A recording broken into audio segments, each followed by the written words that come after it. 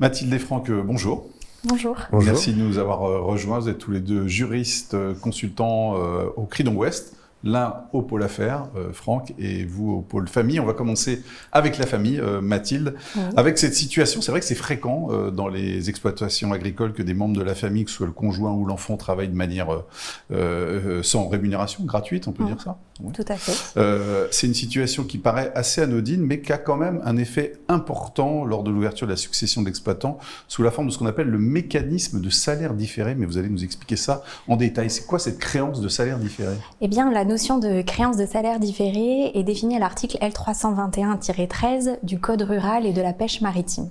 Et ce que nous dit cet article, c'est que les héritiers d'un exploitant, les descendants d'un exploitant qui ont plus de 18 ans et qui ont participé directement et effectivement à l'exploitation sans être associés aux pertes et aux bénéfices de l'exploitation et sans percevoir de rémunération, sont légalement réputés être bénéficiaires d'un contrat de travail à salaire différé. Bon, pour le dire plus simplement, c'est une rémunération qui est versée a posteriori pour la participation gratuite d'un membre de la famille et ce salaire, il est perçu au moment de l'ouverture de la succession de l'exploitant. Alors dites-moi comment on calcule cette créance alors ? Alors c'est pareil, c'est l'article L321-13 alinéa 2 du Code rural et de la pêche maritime qui répond à cette question, qui nous donne une méthode. Donc pour expliquer cette méthode... Donc il y a un calcul précis. Voilà, un calcul précis tout à fait. Une année de salaire différé est égale à 2 tiers de 2080 multiplié par la valeur du SMIC horaire en vigueur. Mais cet article, il nous dit aussi qu'il y a un montant maximum que l'on ne peut pas dépasser. Et c'est-à-dire que quand on a calculé la créance de salaire différée, elle ne peut pas dépasser 10 années... du montant de la rémunération. Voilà, 10 années de rémunération. Et puis, si le créancier de cette créance de salaire différée est le conjoint survivant, on a une autre méthode qui est un peu moins favorable, qui est de 3 fois le SMIC en ne pouvant pas dépasser 25% de l'actif successoral. Donc, ce qu'on constate quand on regarde ces méthodes, c'est qu'on peut arriver à des montants assez conséquents.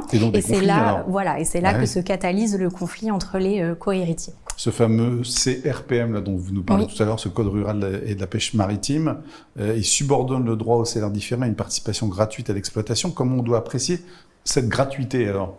Alors, on l'a vu, quand on calcule, la méthode qu'on utilise pour calculer la créance de salaire différé prend 2 tiers du SMIC. Et le tiers restant, finalement, il correspond aux dépenses de nourriture et d'hébergement, voire un petit peu d'argent de poche au profit du membre de la famille qui a participé à l'exploitation.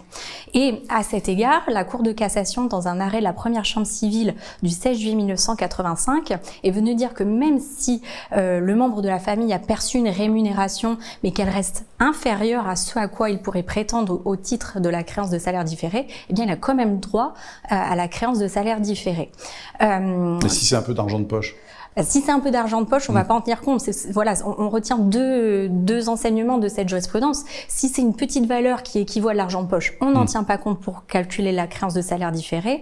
En revanche, si c'est un peu plus conséquent, mais quand même inférieur à la valeur du SMIC, eh bien, on va pouvoir bénéficier de la créance de salaire différé, mais on va imputer qu'on a déjà perçu au titre de la rémuration quand on a participé. Si on prend un exemple pour un notaire, donc il doit gérer une succession. Eh bien, voilà, on est notaire, on reçoit un client qui nous dit moi j'ai participé à l'exploitation de mon père décédé aujourd'hui et j'ai perçu 350 € par mois pour participer à cette exploitation.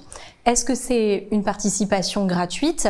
À l'époque, le SMIC il était de 600 €. Donc ça paraît peu vraisemblable qu'on puisse considérer que c'est de l'argent de poche. Donc, il va pouvoir bénéficier d'une créance de salaire différé puisque c'est inférieur à la valeur du SMIC. Par contre, on va imputer les 350 € mensuels qu'il a perçus sur cette créance imputable au moment de la succession. Et comment on procède lorsque l'actif de succession est inférieur au montant calculé du salaire différé ? Alors, théoriquement, la créance de salaire différé, elle se prélève sur l'actif successoral avant tout partage. Mais dans notre cas, on n'a pas d'actif successoral.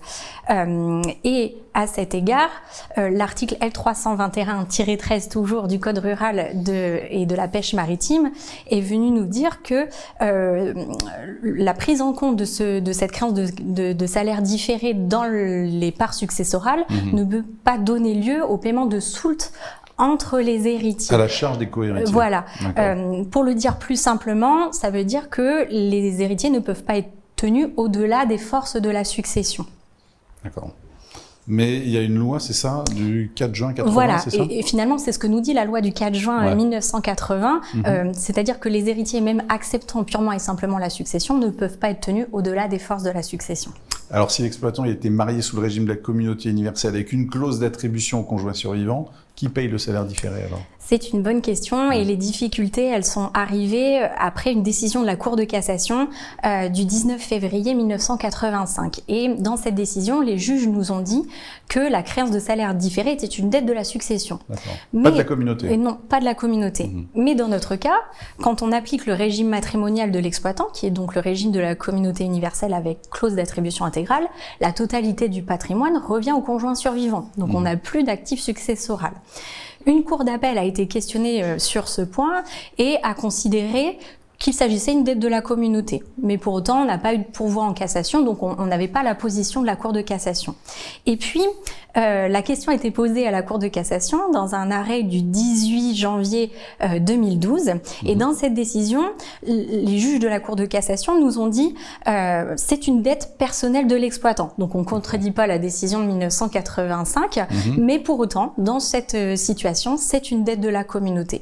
Donc concrètement... Donc c'est le conjoint survivant. Voilà, c'est le conjoint survivant en tant qu'attributaire de la communauté qui va être tenu de payer la créance.